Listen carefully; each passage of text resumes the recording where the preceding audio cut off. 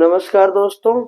तो हम आज आपके लिए लेकर आए हैं अर्थिंग सिस्टम के बारे में और एक और चीज़ है जो बहुत इम्पोर्टेंट है सेफ्टी पॉइंट ऑफ व्यू से भी और इलेक्ट्रिकल की कितना खतरनाक हो सकता है यदि इस चीज़ को यदि ठीक से इस्तेमाल नहीं करें। तो आज हम बात कर रहे हैं कि एग्रीकल्चर में खेतों में जो इलेक्ट्रिफिकेशन होता है या मोटर स्टार्टर सब जगह खेतों में होते हैं इरिगेशन करने के लिए या दूसरे कंपोनेंट के लिए इलेक्ट्रिसिटी यूज होती है। तो वहां पे इलेक्ट्रिकल के बारे में क्या सावधानी रखना चाहिए, अदरवाइज वो कितना खतरनाक हो सकता है।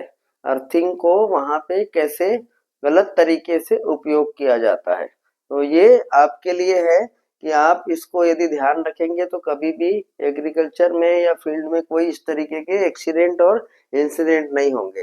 ये देखिए क्या होता है, ये सप्लाई लाइन जा रही है 3 फेज की, न्यूट्रल भी यहाँ पर है। यहाँ से सप्लाई लेकर जानी होती, सपोज ये खेत में कुआं बना हुआ है या नदी नाला जहाँ से हम पंप लगा के खेतों में सिंचाई करते हैं पानी के लिए, या कोई दूसरा इक्विपमेंट लगा जो इलेक्ट्रिसिटी से चलता है। अब क्या हुआ, यहाँ से 3 फेज की सप्लाई गई, इसमें न्यूट्रल भी होता है।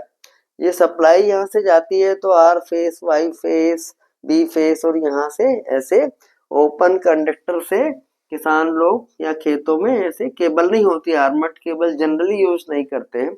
ये ओपन कंडक्टर जो इंसुलेटेड होता है उससे सप्लाई लेकर जाते हैं यहाँ पे, जहाँ पे ये 100 मीटर 200 मीटर 50 मीटर दूर ये कुआं होता है या कोई इलेक्ट्रिकल इक्विपमेंट लगा होता है, जैसे ये मोटर लगाई है पंप का इरिगेशन करने के लिए। तो यहाँ से ले गए ये तीनों फेस के सप्लाई और यहाँ मेन स्विच या कुछ होता है जिससे कि सप्लाई ले जाते हैं या डीबी होता है। यहाँ से सप्लाई ले गए तीनों फेस की, इस पंप को चलाने के लिए सिर्फ 3 फेज सप्लाई लगती है या 2 फेज के भी पंप आते हैं। सिंगल फेज तो जनरली एग्रीकल्चर में यूज नहीं होता है।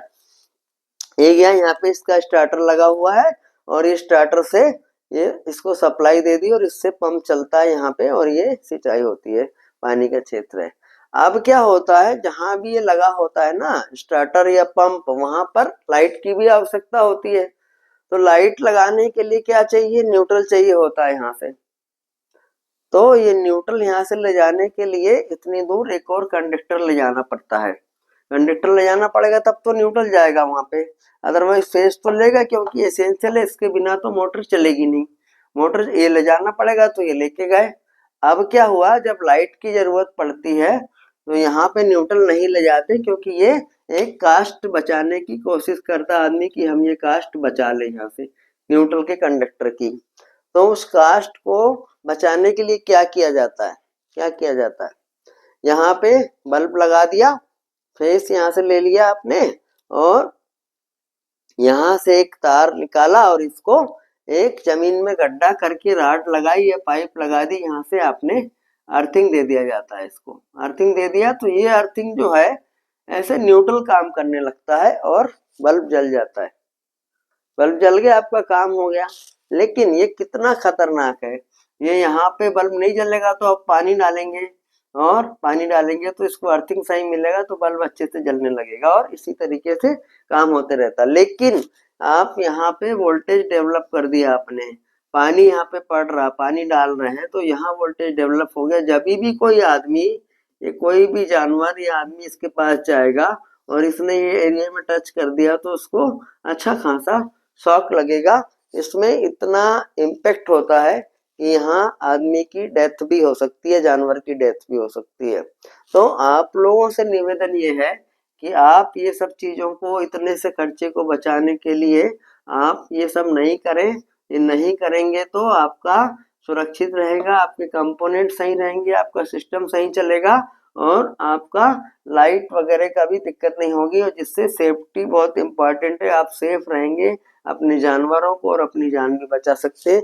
यदि अर्थिंग प्रॉपर यहाँ से करेंगे और मोटर में लीकेज करंट भी हो गया कुछ तो मोटर से आपको शॉक नहीं लगेगा। अदरवाइज आपने अर्थिंग यहाँ नहीं दी है तो ये मोटर में लीकेज हुआ है, वाइंडिंग खराब हुई तो आपको शॉक लग सकता है और ये जानलेवा भी हो सकता है। तो इतना सा खर्चा नहीं बचाएं, इसको प्रॉपर न्यूट्रल लेके जाएं जिससे वहां पे आप उसको करें और अर्थिंग सिस्टमेटिक करें जिससे कि ये नुकसान नहीं हो।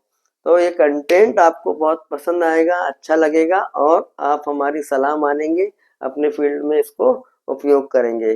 तो ध्यान रखिए, हमारे चैनल को इसी तरीके से देखते रहिए, लाइक करिए, कमेंट करिए और सब्सक्राइब करिए। हम आपके लिए नए-नए कंटेंट ऐसे इस तरीके से लेकर आते रहेंगे। Thank you.